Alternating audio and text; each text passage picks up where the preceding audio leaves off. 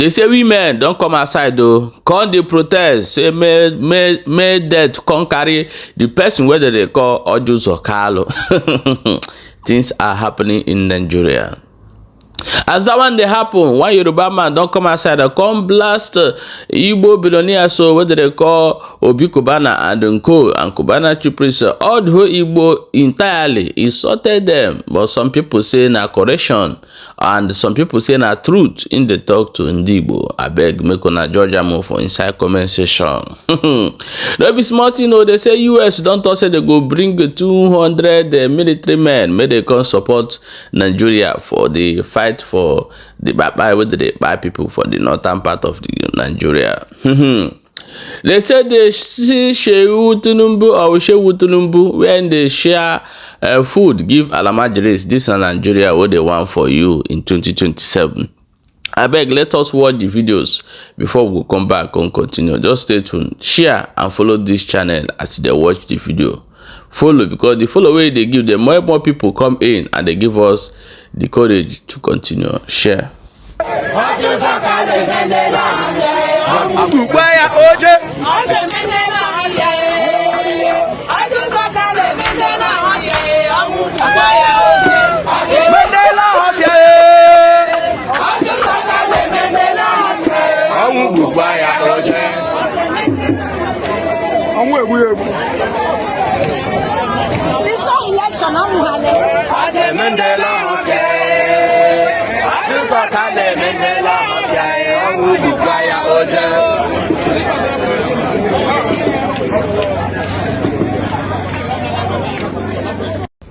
Obi Kubana's appointment as the city boy ambassador. What's your take on it?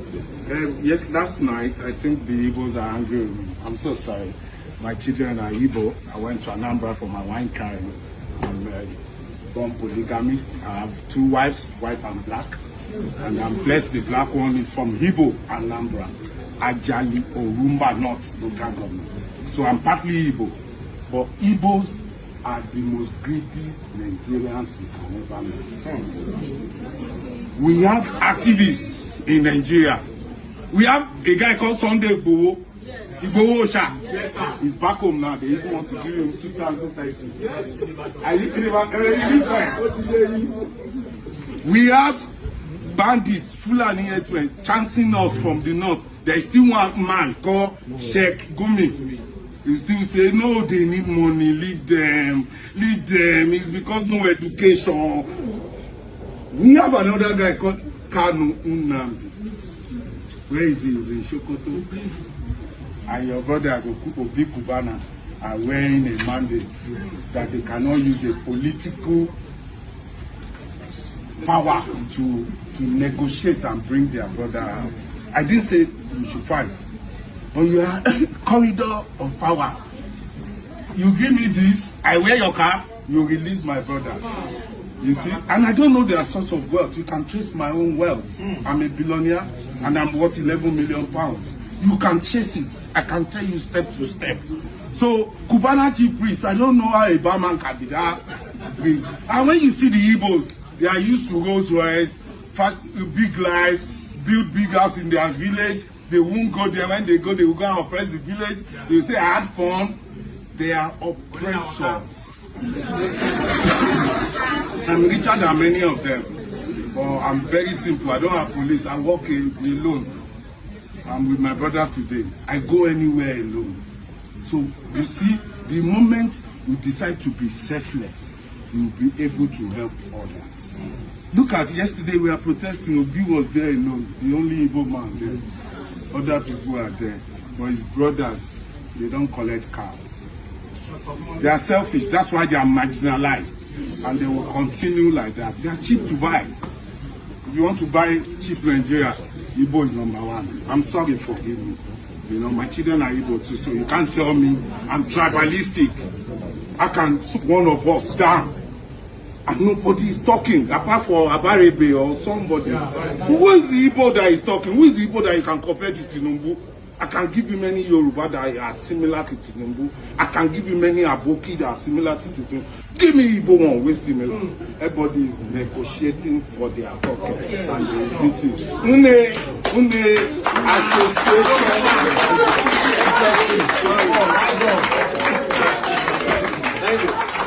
Thank you. Here is my own answer to this video. Mr. Man, please, next time you are talking to entire ethnic group or you're talking to Igbos, please mind how you talk.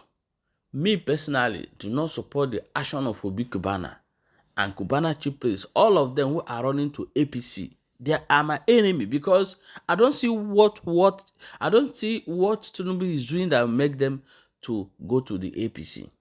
So next time you are talking to Igbos, if you know true, you are not tribalistic as all Yorubas. You didn't hate Igbos like all Yorubas. Call the person that you want to correct directly and stop involving all Igbos. Just like many people don't believe in Nigeria, many people don't believe in the unity of Nigeria. Many people supporting Nnamdi Kanu. Many people disagree with the decision of the government. Many people disagree with the killings. Many people disagree with so many things the Tinubu government is doing. So why are you involving all Igbos? If you know the people inside, just mention them and stop putting all Igbos in one basket. We are not one in terms of this rubbish they are doing in Nigeria. Please let us watch the next video before we come back and continue. Stay tuned. This morning, 2030. We start what's trending today with an exclusive story that we're breaking here on Arise News.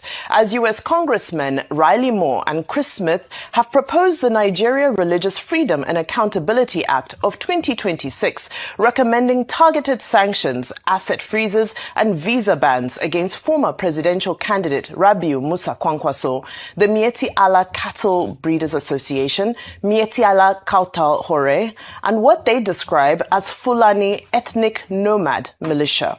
The bill alleges that the named individuals and groups are responsible for severe religious freedom violations. Shared by Moore on X earlier today, the document outlines statistics and historical accounts of attacks on Christians and on Muslims who advocate religious tolerance. It cites a lack of prosecutions or convictions of jihadist actors, characterizes this as a failure of the Nigerian government, and calls for coordinated support from France, the UK, and Hungary. The report also urges investigation into cases where non-Muslims are allegedly subjected to Sharia or blasphemy laws and makes reference to victims including Rhoda Jatau and Deborah Yakubu. Now let's take a look at some tweets. Nigeria right now in the last 10 days is a bloodbath. Potentially as many as 300 have been killed throughout that region of Nigeria. We've had this priest who has been kidnapped as well with 10 of his parishioners. 3 of them were killed in one of the states of Nigeria where we had about 150 people killed. And I will point out a lot of those were Muslims actually that were refusing to submit to Sharia law and were trying to follow the Constitution of Nigeria. They were killed, but amongst those were also Christians, and they were burned inside of a church. They set it on fire. So it's just wanton death and murder and destruction that continues. But working with the administration, we are making steps in the right direction to address this persecution. The president is very singularly focused on addressing this. We now have special forces in Nigeria in a non-combative manner. They're there assisting the Nigerians. We have just signed a security cooperation roadmap with the Nigerian government and their military to continue to work on this. And we have also conditioned their security assistance in the last state foreign operations bill and appropriations that was just signed into law by President Trump. Yeah, this is a lot of movement. You were talking about that one area, and residents told Reuters the attackers that hit their village were jihadists. In fact, these Islamic radical jihadists are what are being pointed to. You and I have talked about them before. They had been preaching inside their village, urging the locals to abandon Nigeria's state and their religion, Christianity, and adopt Sharia rule. When the villagers refused, the militants opened fire on them. So you're right, it's not just the people who are already Christians, it's those who might be open to helping Christians at this point. And I know that Nigeria's president Tinubu has said that they've deployed an army battalion to some of these areas. Are we making enough difference to where he's going to take some real action now? Yes, but one of those actions that he needs to take, and he has said, he stated this publicly just when he was, prior to being president, was in the Senate, or governor rather, is that he wanted to see a federalized police force, which is absolutely something that has to happen. Each state has to have the ability to secure their own people. Right now, you just have the police force in Abuja. It's a national police force. We need to arm the different police forces of the states throughout Nigeria to be able to protect the Christians that are being martyred throughout this country and provide security in a country that is facing massive insecurity challenges.